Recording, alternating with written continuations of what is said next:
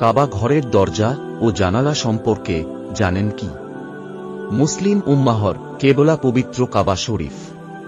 এটি মুমিন মুসলমানের সবচেয়ে প্রিয় ও পবিত্র স্থান। বিশ্বের বিভিন্ন দেশ থেকে প্রতি বছরে কাবার জিয়ারতে আসে লাখো কোটি মুসলিম জনতা। তারা লাব্বাইক ধ্বনিতে মুখরিত করে তোলে কাবা চত্বর।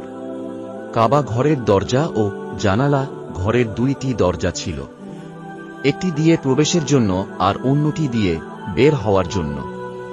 আর ছিল একটি জানালা।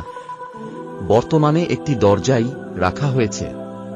ভূমি থেকে 2.5 মিটার উচ্চতায় রয়েছে কাবার দরজা। এটির দৈর্ঘ্য 3.06 ও প্রস্থ 1.68 মিটার। দরজাটি বাদশাহ খালেদ 280 কেজি স্বর্ণ দ্বারা তৈরি করে উপহার দেন।